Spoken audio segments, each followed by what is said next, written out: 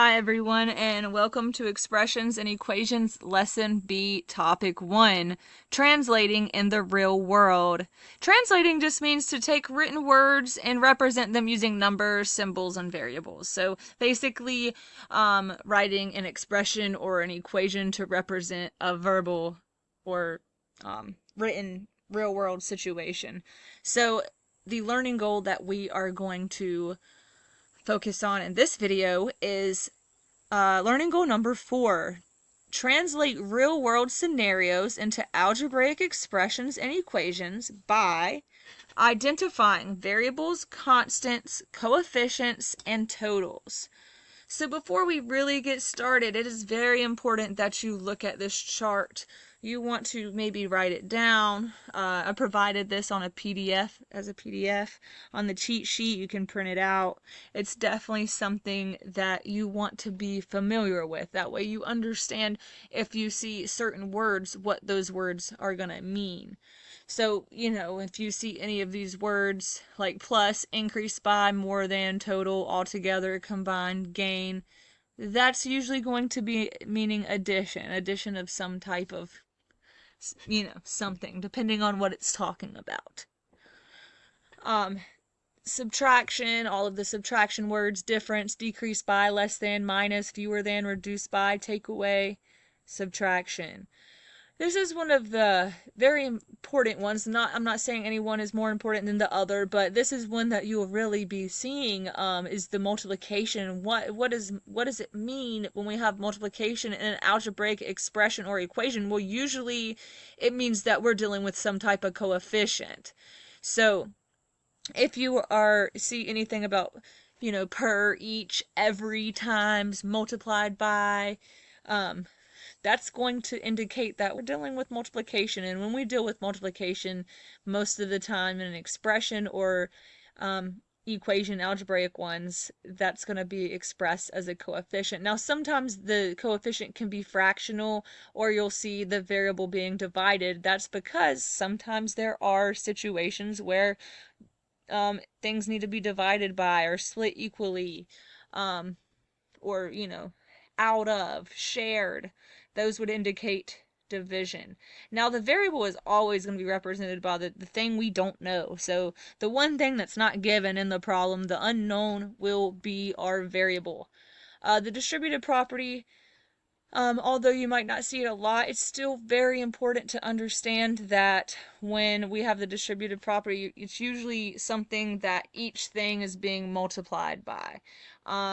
That comes in play a few times in this video. So I'll show you some examples of when the distributive property might be necessary when translating a real-world situation. Usually flat fees, one-time charges, those are the constants that are being either added or subtracted. You might hear entry fee, base cost, setup charge, one-time discount, deduction, or even a fine. And last but not least, it's important to know that equals or total, that's usually what comes after the equal sign. And guys, in this module we are working with algebraic expressions set equal to a numerical value. So in this module, in this situation, I guess, we will be looking for constants, that it's total. Now in future modules, remember, expressions can be equal to each other, but right now we're just focusing on numerical. So if you see it's equal to a total, it's usually going to be equal to some constant for right now, but not always. So let's look at some examples. We're actually going to use examples that I gave in the first video in lesson A to show you how we actually do use algebra every day, whether you know it or not. So the parts of equations in the real world, example 1. A plumber charges $60 per hour plus a $30 service fee.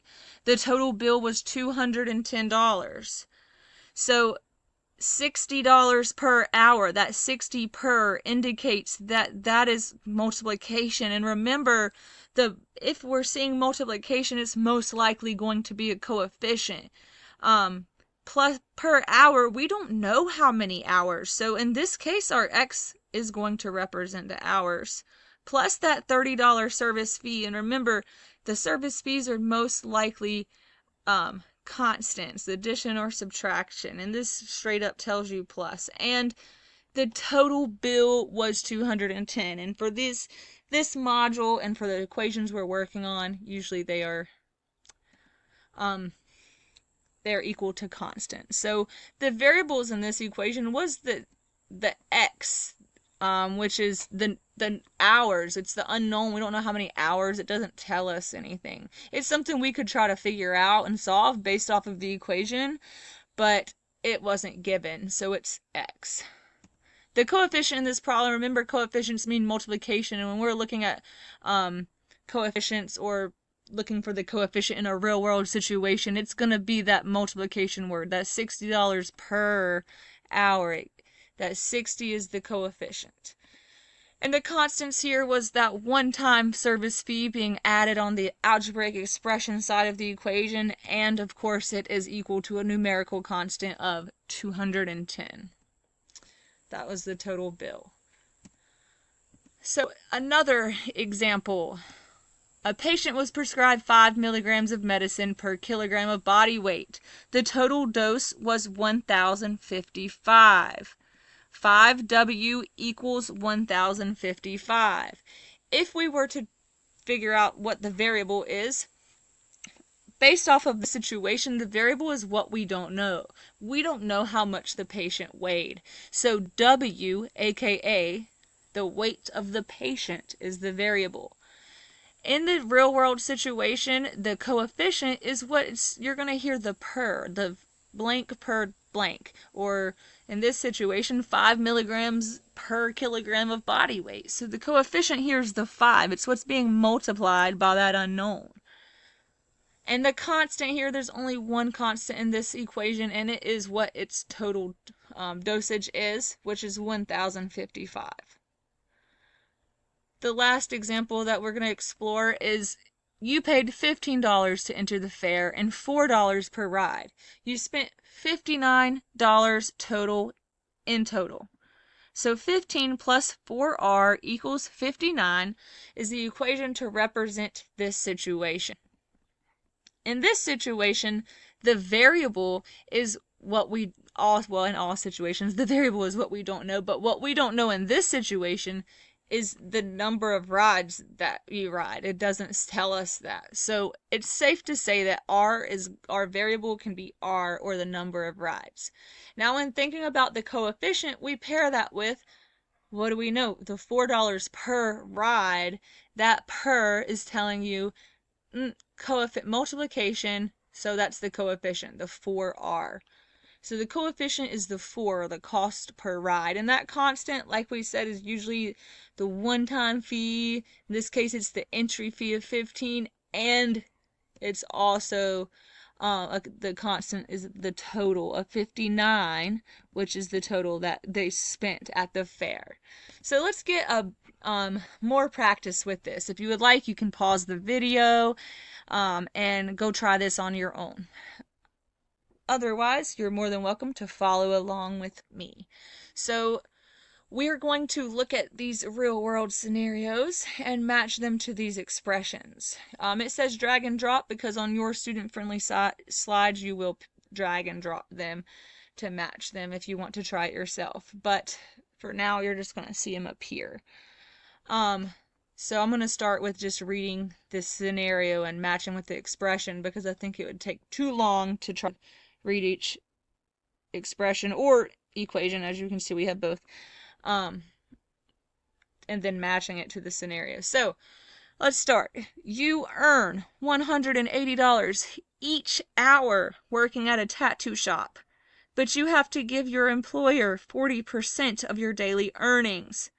So we don't have what it's equal to, so we're probably dealing with an expression here, right? And $180 each hour, but we don't know how many hours. So in this situation, our hours is definitely the variable. And we have to give away, we have to minus something from our daily earnings. So if you look at this expression, $180 per hour is our daily earning, minus 40% of that value. Some of you might have thought, oh, we're getting 60% of the 180x. And you know what? If you would have represented that like that, I probably would have been like, okay. However, this expression represents this situation very well, because it represents the $180 earned each hour minus the 40% of the daily earnings, or how much they earned each hour.